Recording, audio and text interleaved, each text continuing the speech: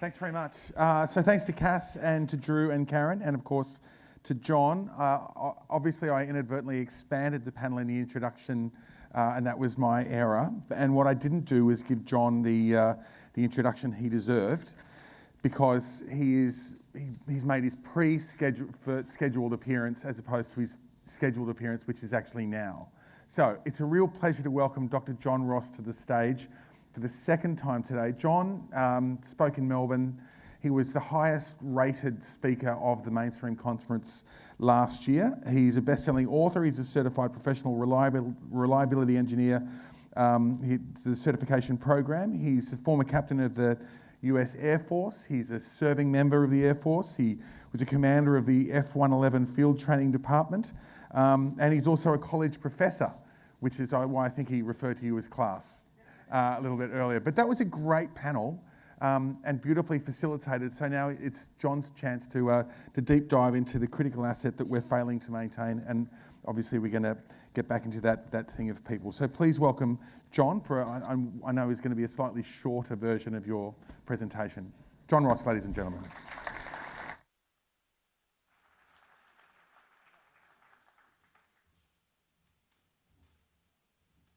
Probably remember me from just a few minutes ago. I should have practiced this before I came up here, but is this the channel change? Which button do I push there, Nico? The green one. You guys can tell that I'm serious about this keynote because I actually buttoned my blazer. I don't know if you noticed, I was pretty relaxed up here, so this is how you can tell the difference if someone's serious about this. I realize now, Nico, that I made a very tactical mistake. I usually have my computer up here that's telling me what I'm looking at, but I see now that it's on this little confidence banner right here. I want to talk a little bit longer about just the preparation of the people for the job, and I've got a story to tell about that, but I thought I might just have a couple of introductory slides here. As I mentioned before, I wasn't originally slated as the keynote speaker. In fact, I certainly wasn't slated to be the facilitator for your panel, just sort of pitch hitting there. I understand that the original lineup for today was to have a panel discussion, then go into some breakout roundtables like they did at the conference in Melbourne, but turns out this facility can't handle that. So Ian called me and said, hey, we got another plan. Would you mind just sharing a few words? I said, of course, I don't mind. In fact, you should always have a contingency plan for when things don't go well. I'll also caution you to have a contingency plan when things go really well. That's not something we usually call on.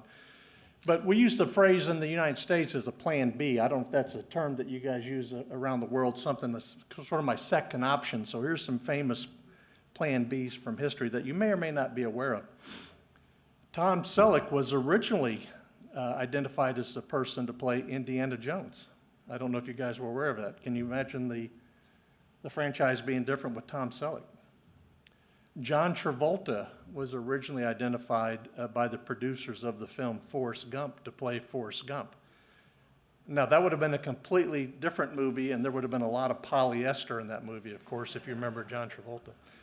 By the way, I should mention, I grew up in the 60s and the 70s, but high school in the 80s. I actually had a suit exactly like John Travolta wore, and we'd go to the disco, so those are my long-haired days.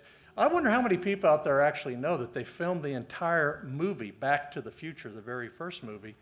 They filmed the entire movie with a different actor. Did you guys know that? The character who played in the movie Mask was Cher. They slated him, but the director of the movie, when they got done and were sort of doing the editing, thought that the actor was playing it too serious and wasn't playing it with a little bit of comic relief, so they reshot all the scenes with him with Michael J. Fox, and you can imagine what a tremendous cost that was. And again, what a completely different movie it would be if it had a different character in it. Now, I'm sure, well, I shouldn't say this, it's probably, maybe not everybody knows this, but the national symbol of the United States of America is the bald eagle, a very majestic animal for sure. I wonder how many people know that this just became our national bird last year. Did you guys know that? It's been our national symbol for a very long time. But it wasn't always the first choice for our national symbol. In fact, our great statesman Benjamin Franklin thought it ought to be the turkey. Some of you think it probably is the turkey. I wonder how many folks, I don't know if anybody eats at McDonald's anymore, but how many folks know that the name for the Big Mac was actually, Ray Kroc put it to a sort of a national survey, a contest, if you will, to name this new creation in the sandwich was actually called the Blue Ribbon Burger. On the way out of his office to announce at a news conference that the name of this new product for McDonald's was going to be the Blue Ribbon Burger, on the way out, his secretary said, "Ray, I'm not too sure about that name." And Ray said, "What do you think it ought to be called?" And she said, "I think you ought to call it the Big Mac." And he walked right outside to the press and said, "This is the Big Mac." But it was originally the Blue Ribbon Burger. Did anybody know that? Most recently in America, we had a choice. We had Plan A. By the way, I was prepared to have my Joe Biden impersonation in case anybody needed to see it. It's a beautiful impersonation. People love our impersonations. Of course, the Democratic Party went famously with their Plan B. You can almost hear that picture, can't you? That gets bigger laughs in America. I think I mentioned at the start of the panel discussion that my wife and I were here last March. We spent 4 weeks in Australia. We toured all over the country except for Western Australia. And in fact, you can see the flights that we took and the travels that we took. It looks like somebody laid that out while they were drinking. But I told my wife we need to see everything there is to need to see in Australia because we'll never be back. And I want to mention we had a fantastic time and spent 10 days in New Zealand and 4 days in Fiji on the way back. And in case you didn't catch the change, this is now the Gulf of America. You guys probably noticed that. I did notice that the Southern Ocean is now called the Gulf of Australia. I don't know if you guys have seen that or not. In our time here, we did spend 4 weeks traveling in every kind of mode of transportation that you can think of. And they're just a quick list of things that we liked and things that I probably would hope that would have been better. Absolutely loved the people. Absolutely the greatest people in the world over here in Australia. Had a fantastic time. Learned a lot about the beautiful country. As far as dislikes, I don't like that guy. You see that sign that's behind us? Welcome to Uluru and Ayers Rock and all that. It was a bit of a religious trek for me to go to that part of your country and to see that Ayers Rock. Was important to me to see that. And we get there and I take this, it's me taking a selfie of me and my wife, and I got my camera out and I'm taking that picture, and that guy came up and said, "Don't take pictures, you're not allowed to take pictures here. Welcome to Australia." I can tell you, coming from Oklahoma, I absolutely love the ocean. We did not, that's bottom right picture is up there, the Great Barrier Reef. I did not venture into the ocean in Darwin because I understand you guys have saltwater crocodiles up there. And again, I mentioned I'm from Oklahoma, so you can see we're a bit of a distance from any ocean, so really enjoyed the ocean. Not so much a dislike, but one of the things I wasn't prepared for was the swing in temperatures. We got here, I can't see that. We got here, but it was almost 100 degrees. And then the picture on the bottom is us wearing coats because it was snowing where we were in Australia. It was 100 degrees in Melbourne, and then we went somewhere else in Australia. I think it was in Tasmania up on Mount Washington. I probably got that mountain wrong. Is that a mountain? What's the mountain? Is that it? Wellington. I knew it was somebody famous. And it was snowing up there. So my wife said, "Bring your coat." And I said, "Really?" She goes, "Yeah." But by the way, I brought my coat this week. I don't know that I'm going to actually use it. You guys have some very unique and diverse animals here in Australia. I'm sure that you appreciate that. By the way, I'll mention most of them tasted wonderful. We didn't eat a koala because I understand that probably didn't taste too good, but I have a real phobia for spiders, and that's actually the actual size of it. I think it was actually 3 feet tall. You guys have a lot of spiders. When I was a young man, and this is this is probably in the 60s, like the late 60s. Of course, they didn't have the internet. Al Gore hadn't invented that yet, but my father showed me a picture. It was a black and white picture in the Encyclopedia Britannica, if anybody remembers those. And it was a picture of, well, I'm turning it, but it's not turning. Ayers Rock.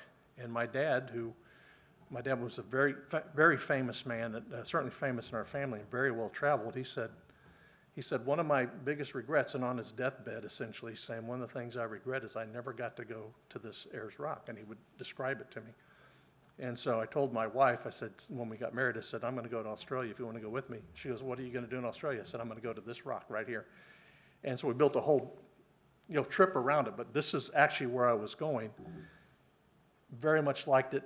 Absolutely moving experience. It's a wonderful, I don't know if anyone's ever been out there, but it's absolutely a wonderful place, except for the flies. We have flies too, but they're not as, in the United States, not as aggressive. I also love this train. What a great experience to get on that train and travel from, is it Adelaide up to Alice Springs and Alice Springs to Point North until your great storm season wipes out the railroad tracks.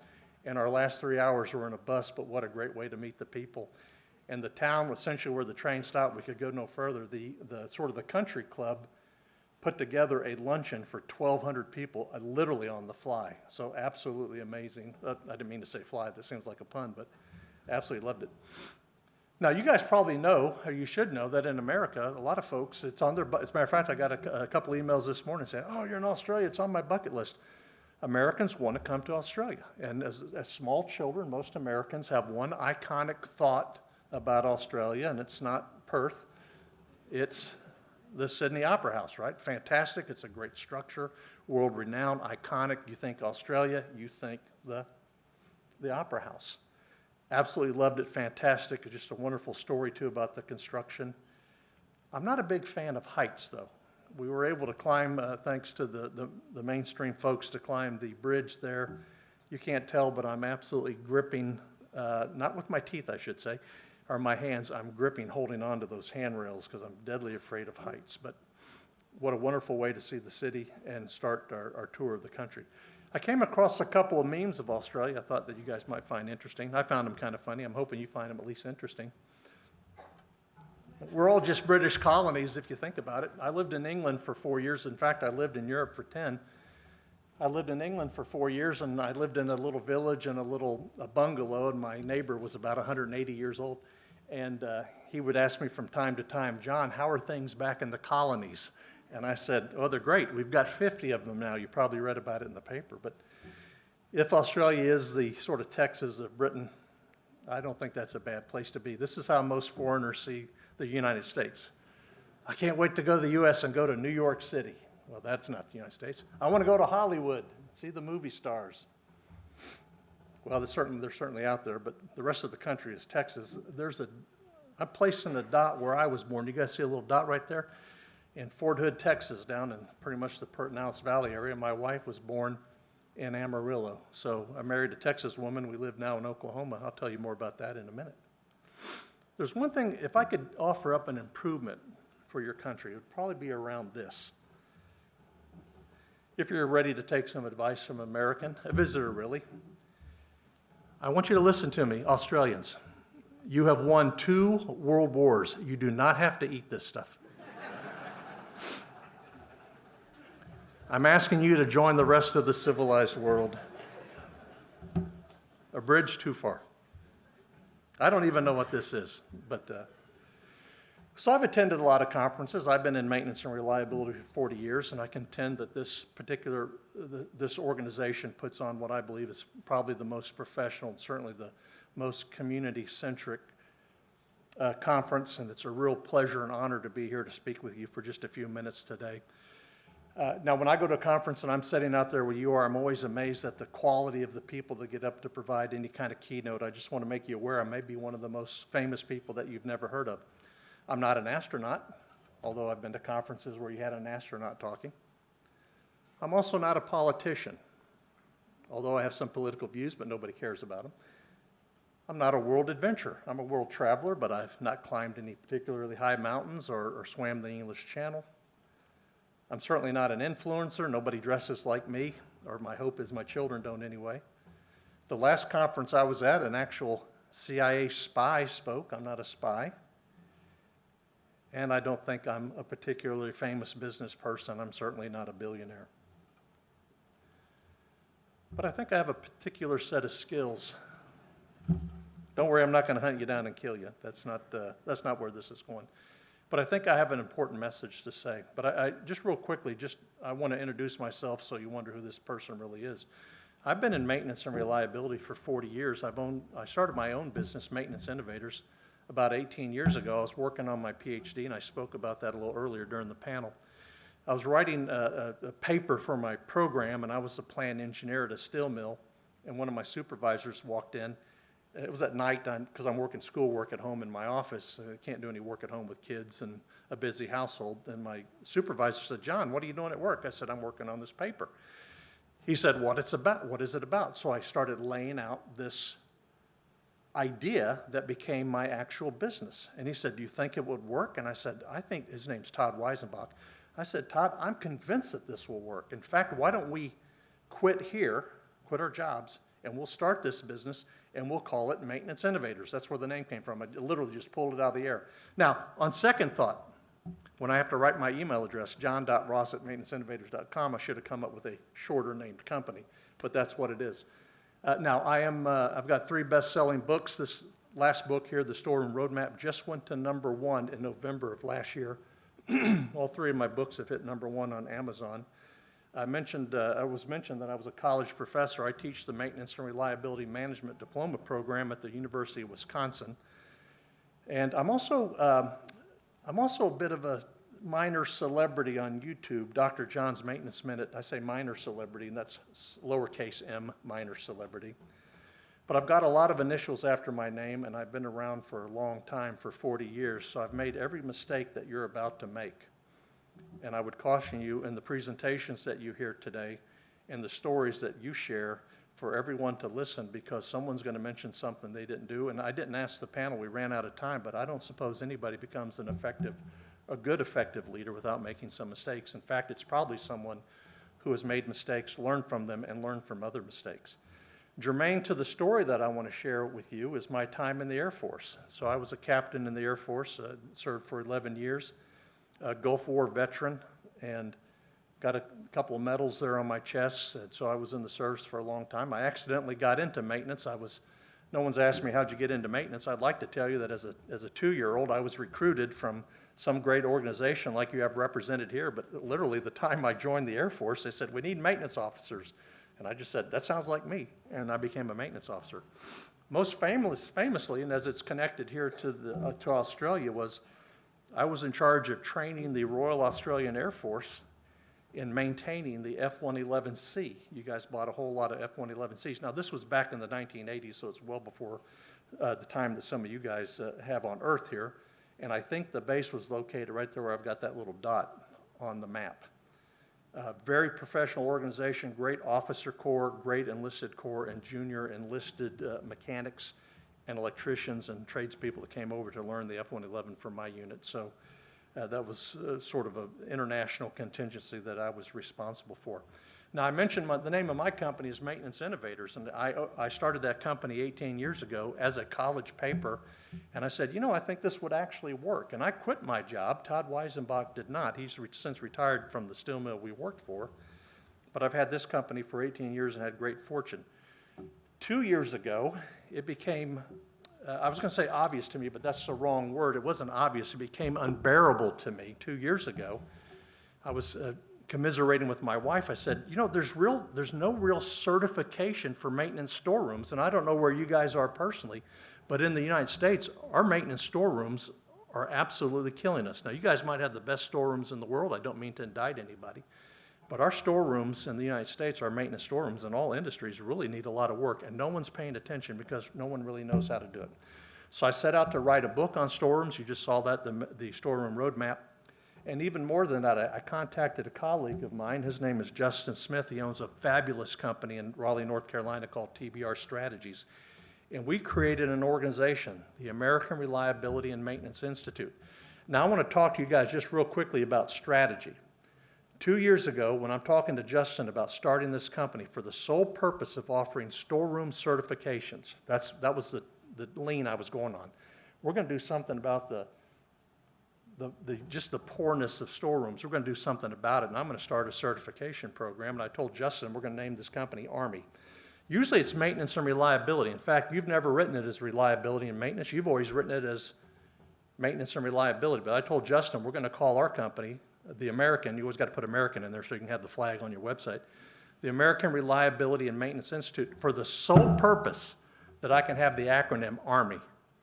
For the sole purpose that on my website, the little tab for the merchandise, the merch as the kids are calling it nowadays, for the sole purpose of calling that tab Army surplus. I don't know if that means anything here. Now that is strategy, folks. That website should be launched at any time soon. I told Justin we're going to build the best certification program on this planet, and we're going to start with storeroom maintenance or certified storeroom manager. Certified, that's sort of the salaried folks, and the hourly would be the storeroom technicians. We also launched at the same time the Certified Professional Reliability Engineering program. And I want to tell you something. We need to stop spending money on training when a person comes back and can't do one more thing different than when they went. I don't know if I can get a hallelujah or amen from you people, but that's what I'm talking about. I can guarantee you when you get certified by Dr. John, you can damn well do what I say you can do, or I'm not giving you that certificate. We went on to launch the Certified Maintenance Supervisor, Certified Planner Scheduler, and in April, that's next month, I guess, I'll be kicking off the inaugural Certified Maintenance Data Analyst, because as Drew said, we're data rich but information poor. I put the little star there next to the programs. These are the only certification programs for these skills that exist on the planet. So if you hear somebody talking about storeroom certification, professional reliability engineer, planner, scheduler certification, or data analyst, we own it, we wrote it. I decided to stop bitching about it and do something about it. Does that make sense? I'm sorry, my language is getting a little blue here. I apologize for that. But every dollar we spend on training ought to be a dollar that closes a need. That's my belief, and I'm willing to put my money where my mouth is. Drew mentioned something I had it kind of queued up here. I don't know that I met Drew before, but we kind of orbit in the same area, and we're certainly LinkedIn friends. Turns out we're actually from the same town in Oklahoma. Who knew, right? We probably ran into each other. We also went to the same university. So I'm from Owasso. It's in Tulsa, so I've mentioned to a lot of folks since I've been here just yesterday, I'm from Tulsa. And they all say, oh, Sylvester Stallone. Anybody get that? Tulsa King, I guess, is the TV show. But Owasso, I'm from the town of Broken Arrow, which is a suburb of Tulsa on the east side, but I live in Owasso only because that's where my wife chooses to live, so that's where I live. Now I'm going to tell you guys a story, but before I do, I want to caution you just one thing real quick. I'm an American, and I'm 63 years old, so I'm not likely to spell things with a U, and I fought this template for this presentation the entire time because it wants to put a U in everything. But I'm going to give you the word glamour. We can agree on the spelling of that, right? I'm going to say Z, if I ever say the letter Z. It's not Z. Again, just being an American. And I'm going to say process. I'm always waiting when I'm talking to someone who sounds American, waiting for them to say process. You let your Canadian show.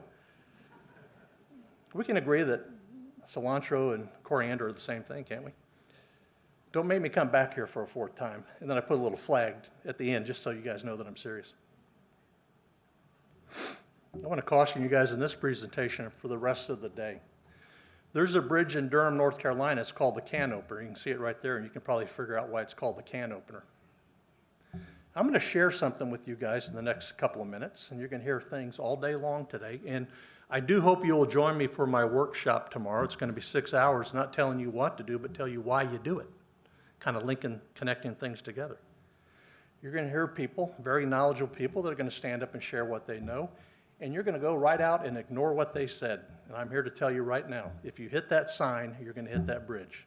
So let this be a warning from your good friend John Ross. Take heart of what you hear today in the presentations. The people are pouring out their hearts and their knowledge, and take that back and do something with it. Someone in this room is not going to heed my warning. You're going to hit that bridge, and you cannot look back on this day and say, if someone just would have told me there was a bridge in front of me. So you've been warned, right? If you don't remember anything from this presentation, remember the definition of proactive from my good friend Tom Moriarty. I determine the outcomes by influencing the future.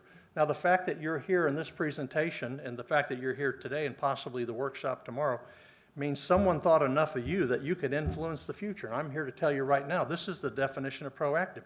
You determine the outcomes by influencing the future. So when you hit that door and hit the doors of this convention center at the end of the day or the end of tomorrow, go out there and influence the future for the positive, because that is the definition of proactive. So with that in mind, let me just share a story with you. Years ago, pant sizes really, that's how I track time anyway, but a long time ago, back in the 1980s, I was stationed at Royal Air Force Lakenheath. It's at the end of that arrow you see on the left-hand side. This was an F-111F base, which qualified me to teach your folks the F-111C. Small military, it was an American Air Force base on a British base that the Americans owned. And they had a private pilots club on there, and I wanted to take some private pilot lessons. I always fancied myself being a pilot. I was an aircraft maintenance officer, so I wasn't a pilot. And so they had a kind of a fleet of Cessna 172s, and we didn't have any children then, so money was a little bit more plentiful, and flying was a little cheaper back then. So I started taking some private pilot lessons. My very first time, so he took ground school first, and my very first time behind the wheel of a Cessna 172, my flight instructor came out, and he was a British fellow, nicest guy you ever met. He was about 5 feet. I swear to God, in every direction this guy was round, just like that girl on Willy Wonka that had to go to the juicing room. Again, a 1970s reference. I apologize for that. This guy was perfectly round. My only hope when we were flying is he didn't have a heart attack, because I think I could keep the plane straight and level till it ran out of gas. I definitely wasn't going to land it. So the gentleman sat in the right-hand seat. Now, if you know anything about flying, the airplanes, that is, helicopters, the pilot's in the right-hand seat, but an airplane, the pilot's on the left-hand side. So he sets me on the left-hand side. He sits on the right-hand side. He said, "John, I'm going to show you something." He said, "We're going to take off from the airfield here, and I'm going to take off because you don't know how to fly a plane. I'm going to take off, I'm going to go out, and I'm going to make a zero radius turn around a central point." Essentially, he's going to stand this little Cessna 172 on its right wing, and he's going to fly around the steeple of a church in a perfect zero radius turn. And I'm going to come back, and I'm going to land right here where we're starting from without ever touching the control column. Now, I don't know much about flying at this point, but I thought that's got to be amazing, because I think you need this sort of action to fly a plane. And he said, "I'm going to show you what I'm talking about." So it's a nice, beautiful Saturday. The airfield's quiet. There's no military jets flying. It's just us. It's a 2-mile runway, and he requests clearance from the tower for a midfield departure, a Cessna 172. Even with this guy on board, it doesn't require 2 miles to get off the ground. So you see the threshold lines, the barcode there on the left-hand side. We're sitting on the threshold lines, and he said, "John, we're going to take off from here, and we're going to land back here, and I'm going to show you how to fly a plane without ever touching the control column." And we go down the runway, and he's working that trim wheel between the two pilot seats that lowers the tabs in the back of the airplane, and the plane takes off, and he turns it using the rudder, and we get out to some field somewhere where there's a church, and he stands that Cessna. I got to tell you, when a Cessna 172 turns on its side like that, you feel like you're going to flip upside down. He turns it on his wing, makes a perfect zero radius turn around this church, comes back, lands exactly right down on that barcode, those threshold stripes, and pull off onto a taxiway. I'm completely amazed. Now, I was ready to go in case he needed me or had the heart attack, as we aforementioned. I was ready to go in case I was needed. But he landed, we taxied off. I was completely amazed. He said, "John, do you know why I did that?" And I said, "I don't know why you did that." Took off and spun around and landed without ever touching the control column. But it was amazing. He said, "John, the reason I did that is I wanted to show you that a plane was designed to fly. A plane wants to fly. If you get enough wind blowing over the wings, a plane will lift up. I'm here to tell you right now that the equipment that you guys use in executing your work, whatever, if it's in mining, it's in aviation, it's in public service or transport, the equipment you use is designed to do what the equipment is designed to do." Does that make sense? And as my pilot instructor told me, it's what you do or don't do that keeps it from flying. So if it wasn't for you, the equipment would have worked perfectly. In fact, Nolan and Heap told us that. They said stop touching it and it would last longer. So with this in mind, I've always kept this in my head and in my mind, that the equipment is designed to do what it's supposed to do. It's what we do or don't do that keeps it from happening. Same assignment, RAF Lakenheath. Saddam Hussein invades Kuwait. You guys know the story. Some of you probably read it in the history books. Our unit was reassigned to Taif, Saudi Arabia. There's yours truly, a little thinner with a little bit more hair. Ready for combat. You see my M16. They don't give a lot of Air Force officers M16. I was on a special mission. You see, we lost an aircraft, a highly classified airplane during the Gulf War, an F-111. What makes this plane highly classified, in fact, this is the actual mishap plane, the picture in the upper, right there in the top, it's an EF-111.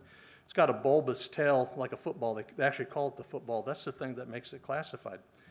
If this airplane flew down the center of the United States, right down the center, and turned on its electric jamming equipment, it would absolutely wipe out every radio, TV, ham radio, CB radio, telephone, within hundreds of miles of where this plane was flying, right down the middle of the United States. A very, very important aircraft. And what made it even more important, they only built 29 of them. And we lost one during the war. In fact, you can read a little bit of the history of the folks that were the pilots that we lost during this mission. There were 3 planes involved in this particular day. One was the F-111 and the incident crew right there. Unfortunately, they lost their lives. The other plane was an F-15E Strike Eagle. That's an air-to-air combat plane on the right-hand side. And during this particular mission, an E-3 AWACS, you can see that plane there with the big radome on it, was running the air battle. Whenever there's an air battle, there's always an E-3 nearby, and they're running the engagement, vectoring people in for missions and stuff. For this particular day, we had a battle crew of about 186 bombers of all nationalities heading to show Saddam Hussein that we meant what we said when we said get out of Kuwait. And we had 3 EF-111s running to the right of this bombing crew to basically jam out all the enemy radar. And our incident plane got jumped by a MiG, an Iraqi MiG. And so it was in, the EF does not have any defensive weapons. Its only defense is to fly very fast and very low. It is the only, at the time anyway, it was the only plane in the U.S. inventory that could fly over the speed of sound at 50 feet off of the ground. That was its only defense. And that's exactly what these 2 pilots did. Unfortunately, when the plane saw a mountain in front of it, it was in a configuration it couldn't get over the mountain. And the result was, as you can predict. These are the scenes from the crash that I took.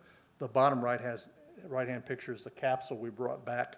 The EF-111, or the F-111 is a unique aircraft. It's the only plane that doesn't have ejection seats. The entire front of the plane comes off as a capsule. I understand it comes off as a capsule so the 2 pilots can get their story straight before they're rescued. That was not necessary, unfortunately, for this one, so we brought it back because I wanted to examine. There's a big white piece in the middle. That's the actual rocket that separates the capsule from the aircraft. It was damaged in a way that it shouldn't be, so I was the investigating officer on the maintenance side. Now, the story's not about the crash, and it's not about the loss of life, which was tragic. The story is about the investigation, because as the aircraft maintenance officer on the panel of 5 who had to go out, by the way, this was 100 miles behind the Republican Guard in enemy territory.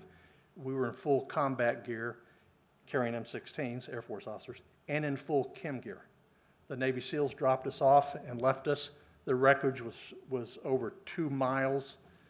And so I had to go identify every, 2 engines, 2 wings, a tail, get all the wheels. I had to identify all the flight surfaces were there, so that was important.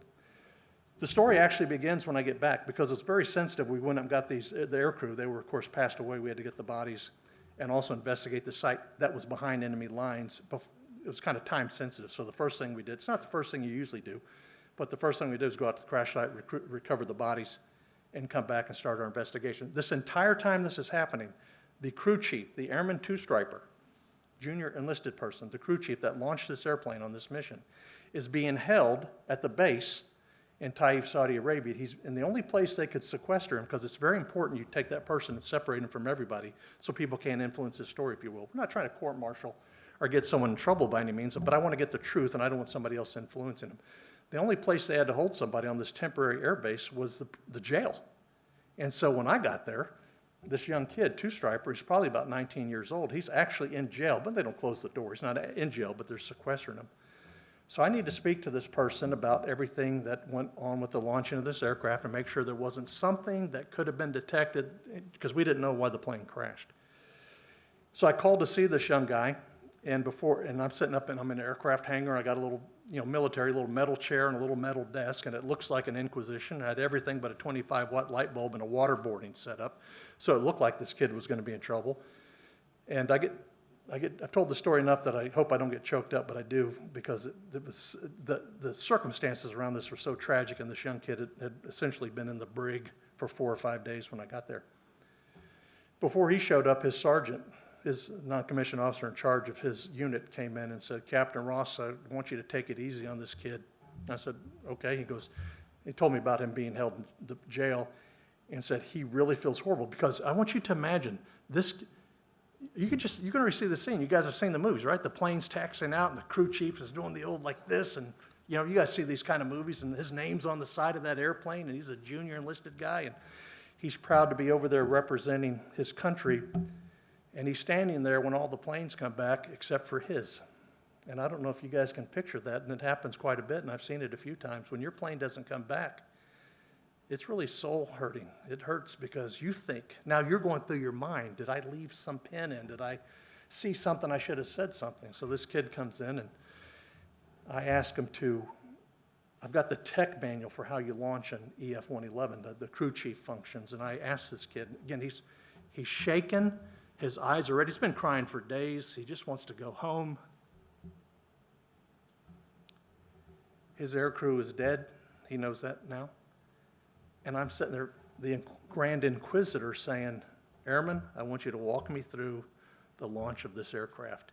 And I'm looking at the tech manual. And he's reciting as if he's looking at the tech manual. He's reciting chapter and verse without missing a comma or a period. You see, that F-111 was designed to do what it was supposed to do until something was thrown in front of it that it wasn't designed to do, get over that mountain in that configuration. That kid was designed to do what he was supposed to do. Not when things are going perfectly, but in the most stressful condition you can think of. In war. This really mattered. Not only was this plane wasn't a defensive weapon, this plane was protecting 186 bombers. The whole mission was scrubbed because this airplane had to drop out of formation. But this kid was composed and he knew his stuff. And I thought, you know what? It seems to me that equipment is designed to and built to do what it should do, and our people should too. Not when everything goes right, but sometimes in the most adverse and critical conditions. And I ask myself many times why, in many accidents I've been on, many aircraft incidents, why are our people in the military so good? Why are our people in the technical field so good? They go to basic training. You guys, I don't know if some of you served in the military, maybe some of you have family members that are in the military. I never went to basic training. I was an officer, but I understand. I did go to survival, so they teach you how to fold your socks and your underwear and your t-shirt. And your mama didn't teach you how to do that, but the military will. They break you down. Then a crew chief goes from basic training in the Air Force at Lackland Air Force Base. They go off to crew chief training. So now they go off and learn how to be an actual crew chief. The crew chief is the person on the flight line that owns that aircraft. They're the one that calls in all the back shops, the electronics folks, the fabrication folks, the wheel and tire people, the jet engine people. That crew chief owns his or her aircraft, and they get their name put on the side of it for the privilege and the honor. After crew chief school, they go off to a specific weapon system. Congratulations, son. You're going to be an F-111 crew chief, and you're going to go off and get more schooling. The kid just learned how to fold his socks and underwear 12 weeks ago, and now he's going to be on an aircraft. Have you guys ever thought about that? An 18 and 19-year-old kid can actually launch an aircraft and change a jet engine. It really is something. Audits, testing, quality checks, proper tools and training. Practice doesn't make perfect, it makes permanent. Our people need to be built to do what they do. Now, I showed you that sign before. You hit that bridge, you're going to hit that. You hit that sign, you can hit that bridge. Keep this in mind as you depart today from this presentation. If nothing changes, nothing changes. And don't let that be the mistake that you make this week. Thank you very much for your time and attention.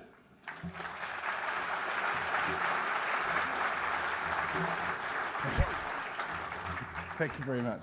I apologise. That is a shorter version of a longer and enthralling presentation. Can we give John another round of applause? Terrific. Or maybe we should give you a hallelujah.